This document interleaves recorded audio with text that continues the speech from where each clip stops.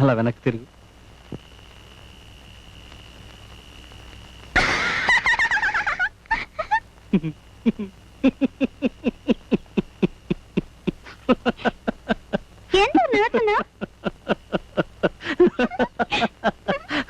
ముద్దొస్తున్నారా?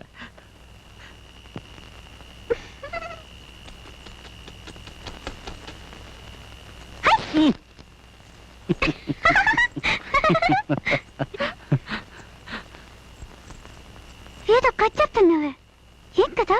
ఎప్పుడన్నారా? సుబ్రహ్మణ్యం తొట్టిలో పడ్డాడే అప్పుడన్నావు. ఏం చెప్పాను? అప్పుడా?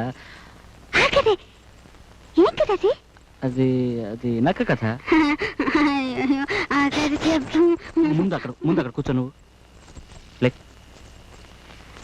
చెప్పు. కాలు కింద పెట్టు. ఎందుకు కొడుచా? కథ చెప్పమంటా వద్దా? మరి సరిగా కూర్చో. కిమ్మనకూడదు. సరే చెప్పు. నక్క కథేగా?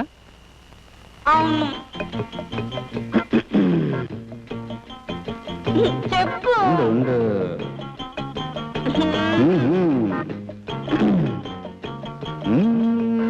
భోజరాజు కాలంలోన పొద్దే పొడవని కారడవుల్లో, భోజరాజు కాలంలోన పొద్దే పొడవని కారడవుల్లో జిత్తుల మారి నక్క ఒకటి ఉంటూ ఉండేది.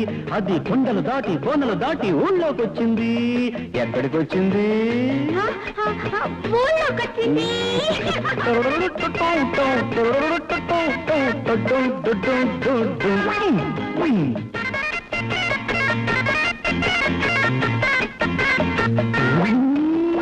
ఊళ్ళోకొచ్చిన గుంట నక్క కాలు జారి పడ్డదండి. ఊళ్ళోకొచ్చిన గుంట నక్క కాలు జారి పడ్డదండి. సాలెవారు కాయబెట్టిన రంగు తొట్టిలో దాని రంగు మారిపోయేనండి. నీలి మందులు తన రంగే మారిపోయే, మళ్ళీ అడవి చేరిపోయే. అది అడవి మారిపోయే, అది చంపారు. రంగే చేరిపోయే. ఏముంది, కథే మారిపోయింది. అయ్యో ఏమిటి? అరే ఇంకా కథ ఉంది, చెప్తాను. బా తలంతా. సరే చెప్పు, కథ ఎక్కడ ఆపాను?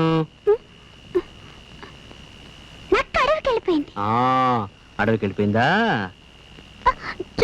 నక్క రంగు మారి అడవికి వెళ్ళిపోయిందా? మిగతా మృగాలన్నీ ఏం దారిరా?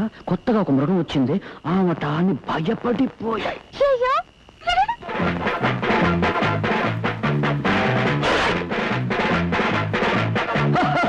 నే దేవుడు పంపిన ప్రతినిధిని. ఈ అడవికి నేనే రాజ్యాన్ని. మృగాలన్నీ భయపడ్డాయి. అప్పుడు నక్కే రాజైంది. ఒక రోజు మేఘాలు ఉరిమాయి, పిడుగులు పడ్డాయి, ప్రకృతి గర్జించింది, ఆకాశం అదిరింది, భూమి బద్దలైంది, కుంభవృష్టి కురిసింది.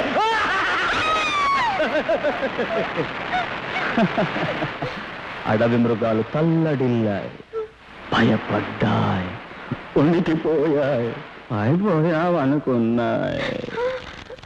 నక్కరాజు దివాణానికి వచ్చి బోర్ము నేడితే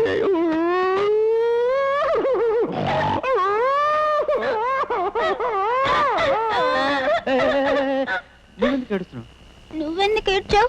నేను పులి, సింహం, తోడేలు వాటితో పాటు ఏడుస్తున్నాను. నువ్వెందుకు ఏడుస్తున్నావు?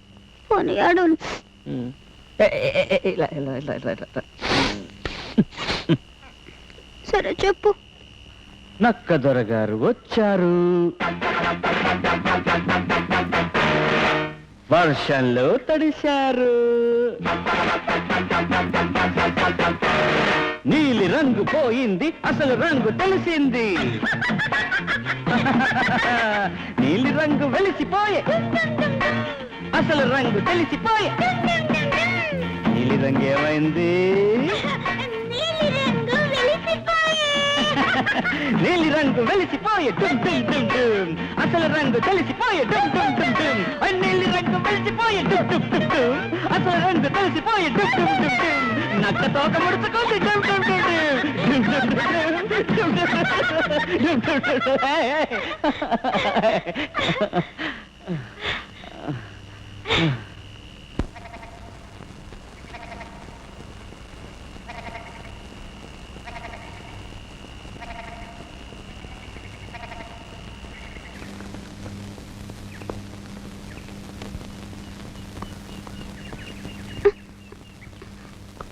అయ్యో తప్పు లేదు కొట్టాలంట చూడు. సేను పక్క ఊళ్ళో ఒక వైద్యుడున్నాడని పంకజం చెప్పింది. మతిస్థిమితం లేని వాళ్ళని ఒక రోజులో బాగు చేస్తాడట. గొప్ప భక్తుడట. మన విజయని ఆయనకి చూపిద్దామా? నీ అభిమానం వల్ల అలా అనిపిస్తుంది, కానీ ఈ శతాబ్దంలో కూడా అలాంటి వింతలుంటాయా? నా మాటినండి. ఆయన హస్తవాసి మంచిదంటారు. పోయేది ఉంది, నమ్మకం ఉంచి ప్రయత్నించండి. పుట్టుకతోనే ఈ అమ్మాయికి మతిస్థిమితం లేకపోతే నేను చేయగలిగింది ఏమీ లేదు. కానీ ఏదో కారణం వల్ల ఈ అమ్మాయికి ఎలాంటి లోపం ఏర్పడి ఉంటే నేను తప్పకుండా నయం చేయగలను. ఆ పరమేశ్వరుడు అనుగ్రహిస్తే ఒకే రోజులో ఈ అమ్మాయి మళ్ళీ మనుషుల్లో పడుతుంది. ఈ అమ్మాయి పుట్టుకతోనే ఇలా ఉందా, లేక మధ్యలో ఇలా అయిపోయిందనే తెలియదు కదండి. ఓహో, ఏదైనా మన ప్రయత్నం మనం చేద్దాం. రేపు ఉదయాన్నే ఈ అమ్మాయిని ఇక్కడికి వెంట పెట్టుకురండి. నేను ఒక పసరు తాగిస్తాను. అది పుచ్చుకోగానే కొద్ది క్షణాల్లో ఈ అమ్మాయికి స్పృహ పోతుంది. తరువాత సాయంత్రం వరకు ఆమెకు తెలివి రాదు. అలా స్పృహ తప్పించి మెదడు ప్రశాంతంగా ఉన్నప్పుడు కొన్ని చికిత్సలు చేసి మళ్ళీ మామూలు స్థితికి తీసుకురావచ్చు. ఇందులో నా గొప్పతనం ఏం లేదు, అంతా వాడి దయ. వాడనుగ్రహిస్తే రేపు సాయంత్రమే ఆ అమ్మాయికి స్పృహ వచ్చేప్పుడు పూర్ణ ఆరోగ్యంతో మనకు మళ్ళీనే ఆ అమ్మాయి లేచి తిరుగుతుంది. ఉదయం స్నానం చేసి స్వామిని పూజించి ఆ అమ్మాయిని ఇక్కడికి తీసుకురండి. సరేనా? సరేనండి. కానీ బాబు, ఒక్క విషయం చెప్పండి. నేను పసరిచ్చి ఆ అమ్మాయికి స్పృహ పోగొట్టిన తర్వాత నేనుగా మరో మూలికిచ్చి సాయంత్రం మళ్ళీ స్పృహలోకి రప్పించే వరకు ఎట్టి పరిస్థితుల్లోనూ ఆ అమ్మాయికి నిద్రాభంగం కలిగించకూడదు. అలాగే. ఈ చికిత్సలో అర్ధాంతరంగా ఆటంకం ఏర్పడితే మెదడుకు మరీ ప్రమాదం. కథలొద్దంటుంటే